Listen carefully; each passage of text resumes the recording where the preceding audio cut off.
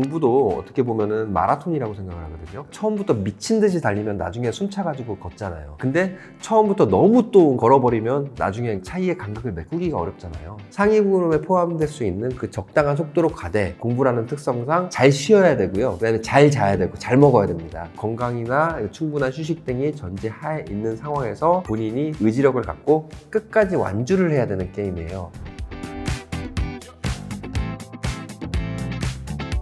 오늘은 공부 잘하는 학생들의 특별한 습관, 변호사님 주변에 공부 잘하는 사람들이 엄청 많잖아요. 많죠. 그분들의 좀 특별한 습관 같은 게 좀 있을까요? 일단은 공통적인 거를 좀 살펴볼까요? 첫 번째는 공부할 때만큼은 생활 자체를 되게 단순화시킵니다. 단순화시키는 거는 공부에 방해되는 어떤 요소들을 만들지 않는다는 겁니다. 이성교제 문제, 친구와의 갈등, 본인의 건강, 그 다음에 부모님의 안 좋은 상황, 학교 선생님과의 문제, 이런 것들이 있을 수 있고요. 관심 분야가 많거나 아니면은 마음 쓸 스트레스나 일이 많으면 그거는 다 방해되는 요소거든요. 그렇기 때문에 생활을 단순화시켜서 나의 제일 1순위를 일단은 공부라고 생각을 하죠. 두 번째는 대부분이 다 건강해요. 건강해서 엉덩이 붙이는 이 능력이 뛰어납니다. 세 번째는 공부는 관성이기 때문에 조금씩 시간을 늘려가야 된다. 운동도 갑자기 안 하던 사람이 쉬지도 않고 3시간, 4시간 하면 그 사람 진짜 병 나가지고 응급실 가잖아요. 공부도 마찬가지입니다. 저희도 그 신림동에서 고시 공부를 할 때요. 처음에 시작은 한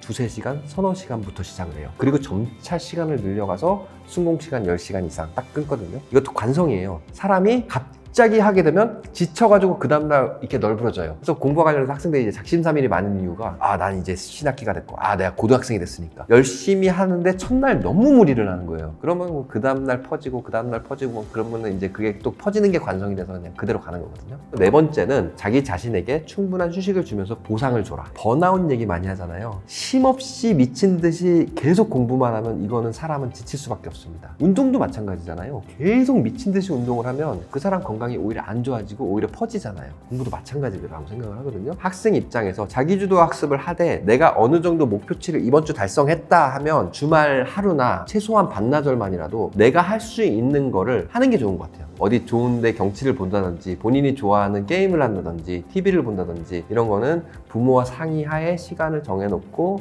어느 정도 휴식도 중요하다 생각이 들고요. 그 다음에 다섯 번째는 의외로 공부 잘하는 친구들은 그 순간의 집중력이 뛰어나고 그 다음에 충분한 수면을 취합니다. 대부분 학생들이 최소한 6, 7시간 이상은 자고요. 다만 깨어있는 시간에 엄청난 집중을 합니다. 예를 들어서 같이 공부를 하는데 똑같이 1시간을 공부해도 이 친구는 얻는 게 훨씬 많아요. 그래서 순간 집중력이 엄청 뛰어나다. 이거는 모든 학생들의 공통점인 것 같습니다. 그럼 공부 잘하는 학생들만의 태도라든지 마인드셋이라든지 이런 특징이 좀 있나요? 의외로 대부분이 겸손하고요, 순하고요. 그 다음에 자기가 부족하다고 생각을 많이 해요. 메타 인지 능력도 뛰어나고요. 그래서 내가 뭘 부족한 줄 알고 이 부족한 거를 채우려고 많은 노력을 하죠. 이게 그러니까 공부가 결국에는 두 가지 능력이라고 생각하거든요. 그러니까 내용을 이해하고 암기할 수 있는 능력. 이거 머리 좋은 거 얘기하는 거겠죠. 두 번째는 엉덩이 힘. 이해력이 많이 떨어진다고 하더라도 의지가 좋고 엉덩이 힘이 세다면 그 친구는 충분히 머리 좋은 그 수많은 친구들보다 더 높은 위치에 있을 가능성도 꽤 크다고 생각합니다. 그래서 두 가지 중에서 더 중요한 거는 엉덩이 힘인 것 같아요. 근데 공부를 잘하기 위해 하면 안 되는 것들이 있나요? 일단은 아까도 말씀드린 것과 조금 중복되는 측면이 있는데 마음의 스트레스를 주는 어떤 행위라든지 그런 상황에 놓여 있으면 참 힘든 것 같아요. 그러니까 공부에 집중할 수 없는 환경이 놓여지는 거죠. 교우 관계라든지 선생님과의 관계, 부모와의 관계 이런 측면에서 몇몇 학부모님들은 사춘기 때 공부 못할 거 생각해서 일단은 미리 해놓자 이렇게 생각하시는 분들도 많죠. 근데 이제 공부도 관성이라서 공부하는 습관이 길러진 친구들은 사춘기가 있다고 하더라도 그걸 어느 정도는 버티고 견딥니다. 두 번째는 건강하지 못하면 말짱 깡이지 않습니까? 건강이 제일 중요하잖아요. 그 두 개가 제일 중요하다고 생각합니다. 관계에서 오는 스트레스를 좀 최소화하기 위해서 어느 정도 좀 부모님의 역할도 필요하겠네요. 필요하죠. 관계 개선을 위한 노력을 부모님들 차원에서 노력을 기울여서 해결되는 것도 있을 것 같고요. 특히 부모와의 갈등이 있는 경우도 많잖아요, 요즘은. 그런 것들은 진짜 뭐 정말 안 된다면 전문가의 상담을 받아서라도 어떻게든 해결해야 된다고 생각을 합니다.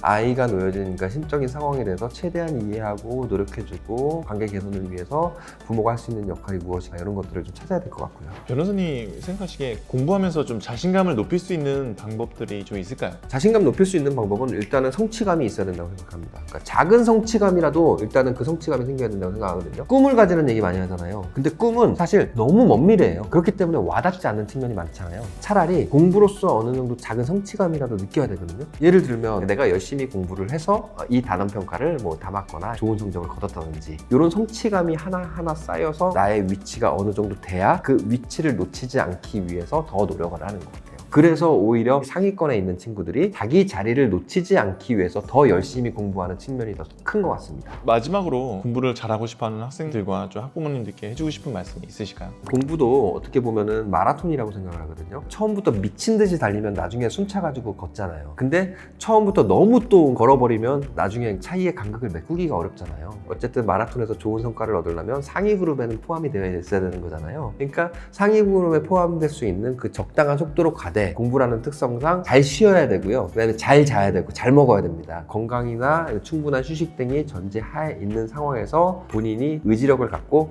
끝까지 완주를 해야 되는 게임이에요. 그렇기 때문에 어느 순간 뭐 학부모님들의 욕심에 따라서 너무 이 친구를 무리를 시킨다든지 아니면 학생이 스스로 너무 무리한다든지 이런 거는 있으면 안 될 것 같고요. 공부는 관성이기 때문에 차곡차곡 자기의 페이스에 맞춰서 쌓아서 올라가야 되는 거고 그 다음에 어느 정도의 성취감도 느껴봐야 그 친구가 잘할 그런 계기도 마련이 되는 것 같습니다. 말로 하기는 쉽지만 참 어려운 문제긴 한데 어쨌든 그러한 과정을 거쳐야 이 친구가 어느 정도 계속 도약할 수 있는 그런 발판이 마련될 수 있다고 생각합니다. 그리고 중학교 2학년, 3학년 그런 친구들의 경우에는 저는 가능성은 무궁무진하다고 보거든요. 누구든 할 수 있다고 봐요. 그래서 제대로 된 습관을 한번 길러보는 건 어떨까 싶습니다. 오늘은 공부법에 대해서 좀 말씀을 드렸고요. 교육에 대해서는 간간히 또 말씀을 드리겠습니다. 그러면 구독, 좋아요 부탁드리겠습니다. 감사합니다.